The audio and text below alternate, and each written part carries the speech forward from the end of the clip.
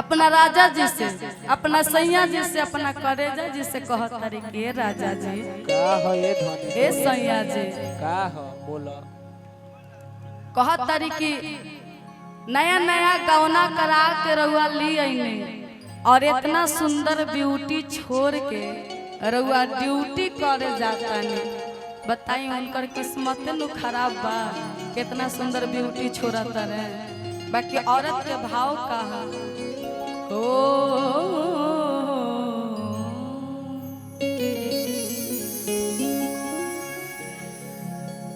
ए राजा जी रउआ इतना सुंदर धान छोड़ के बाहरा में कमाए गइल बानी। ए राजा जी हई चैत के महीना आइल बा, ए चैत के महीना में लोग अपन गाँव आके धान बटोरेला और रउआ बाहरा में धान बटोरतानी। ए राजा जी रउआ जल्दी घरे आ जाई, न तो बाहरा के धान बटोरला के चक्कर में पता चले कि घरे के धान बिखरा गइल। राजा जी बाहर पोटराई न तो इनको कलाकार कहा जाता है। एक बार हमारे पायल दीदी तरीका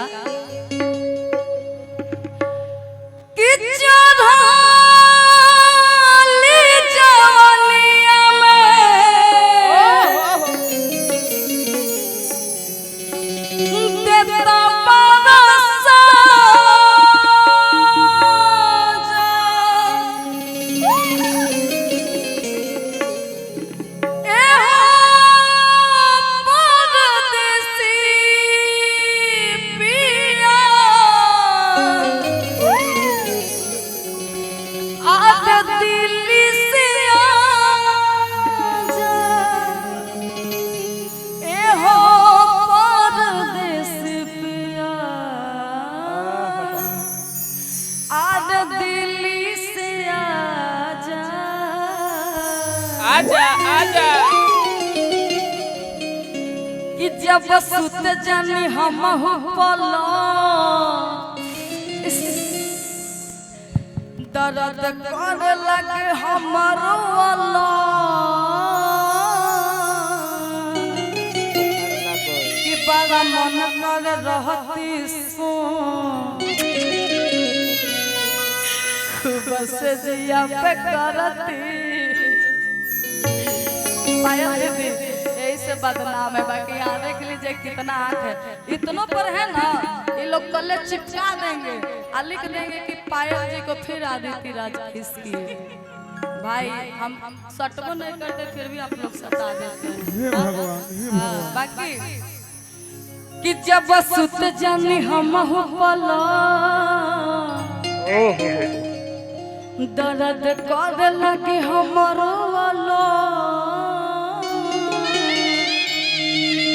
बड़ा मन कर रहती सा खूब से जिया पे करती कि जब सुत जानी हम पला जब सुत जानी हम पला दर्द कर लगे हमारो वाला बड़ा मन कर रहती सा खूब से जिया पे करती जला हो बहु परा दर कर लगे हमरो परी मन करे रहती सा अब दिया पकड़ती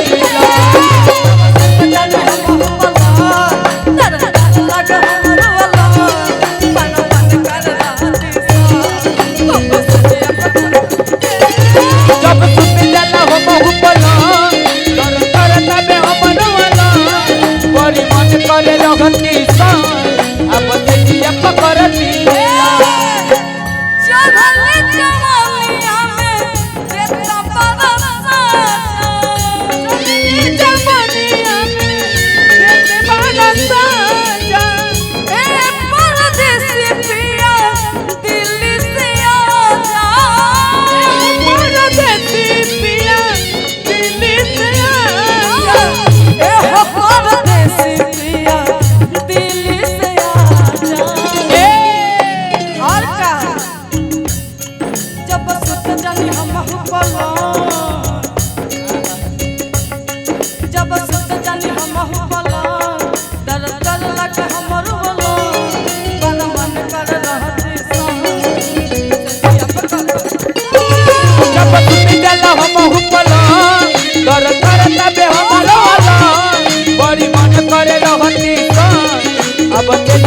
कर दिलो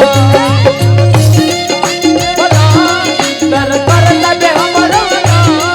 बड़ी मन करे रहती अब देखिए पकड़ दिलो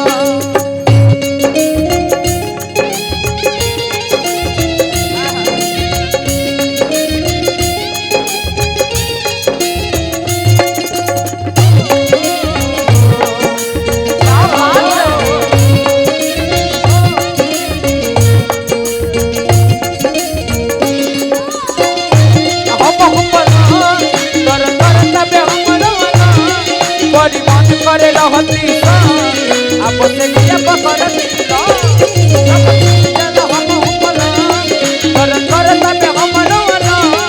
बड़ी मन करे रहती अब देखिए पकड़ दिलो एक लाइन बजाइए, बड़ा अच्छा लगता है, मुझे मजा आता है गाने में भी। दिल ले गया दिल ले गया परदेसी कोई रोकना था, दिल ले गया परदेसी कोई रोकना था, क्या होगा होगा होगा कोई सोचना था, क्या होगा होगा होगा कोई सोचना, क्या होगा होगा होगा वो भी सोचना था, क्या होगा होगा होगा कोई सोचना, दिल ले गया ओ दिल ले गया परदेसी कोई रोकना था, क्या होगा होगा होगा नहीं सोचना, क्या होगा होगा जब सुन देला हो बहु पना तर करता बे हमरो बड़ी मन करे रहती अब देखिए पकड़ दिलो जब सुन देला हो बहु पना तर करता बे हमरो बड़ी मन करे रहती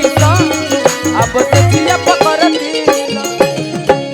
पंकज यादव जी की तरफ से बहुत सारा प्यार आशीर्वाद पुरस्कार है, बहुत बहुत धन्यवाद।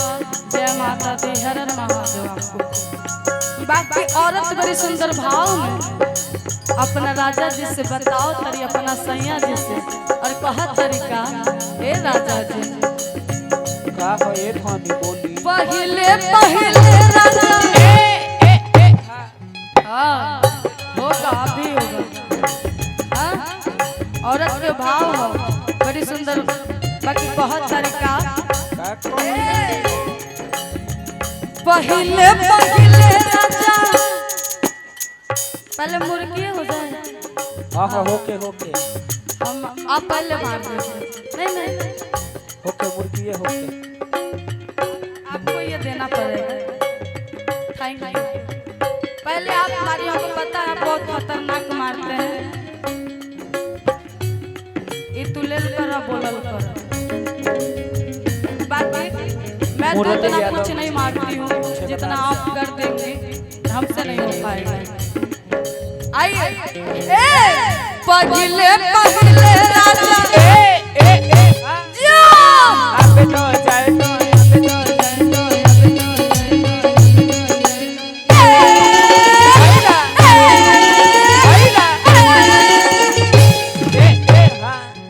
I love you, I love you, I love you. मीठा मीठा बाकी ये तो गोल गोल था ना चक्रधारी एक बार मारिए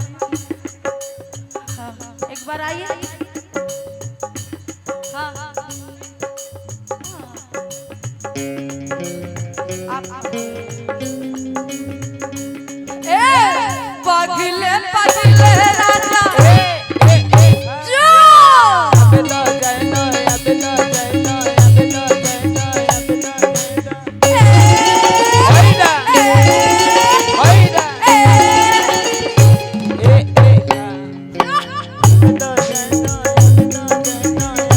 पर पायल जी के लिए ताली नहीं बजाएंगे आप लोग बजा दीजिए हाँ?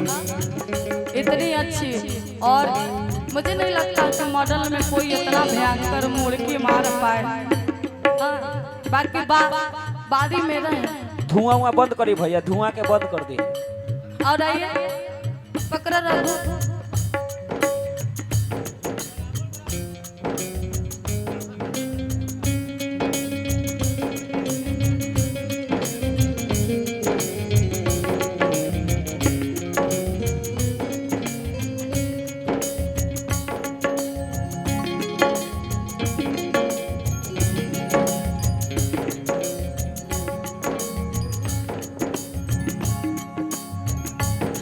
ज्यादा मुर्गी मुझे चाचा जी का फरमाइश रहता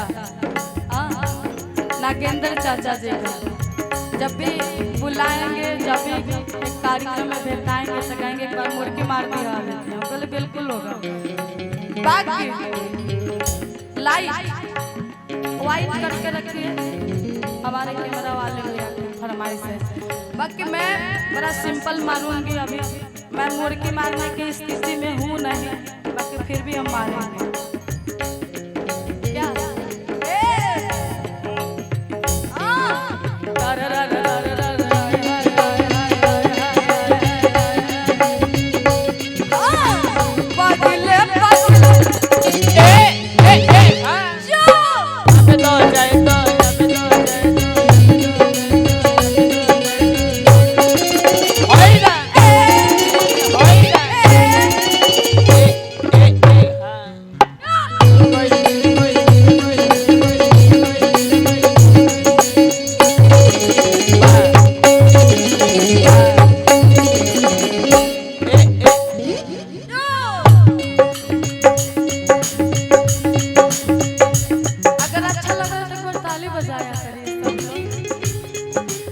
हमारे कैमरा वाले भैया हैं, ये लोग कैच करने के लिए खाली वीडियो, बाकी अच्छा अच्छा चढ़ाया करिएगा, हम यही कहेंगे आप लोग से। हाँ पहले पहले लैला कवना लाके बैठला अपना घालवा,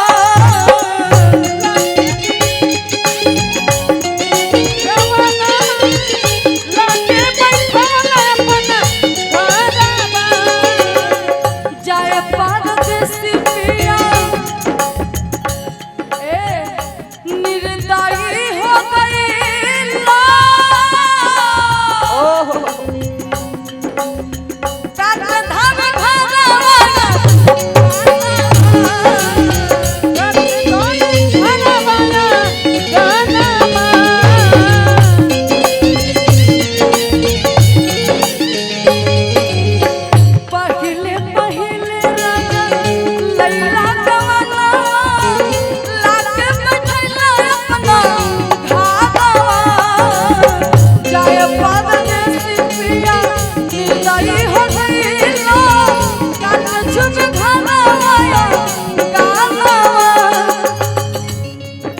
और आगे बहुत सारी औरत अपना राजा जी से, अपना सैया जी से बड़ी सुंदर भाव में और कहा जब सहलो सहाला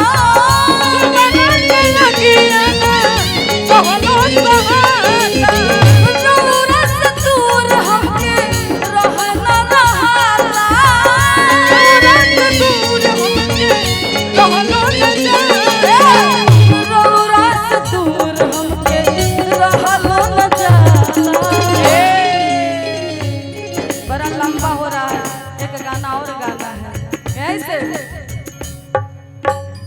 पूरा कि जब सुत जन हम पलंग दर्द कर लगे हमारो वाला कि बड़ा मन करे रहती चलो बस जिया पे करती जब सुत जाना हम पलंग दर्द कर लगे हमारो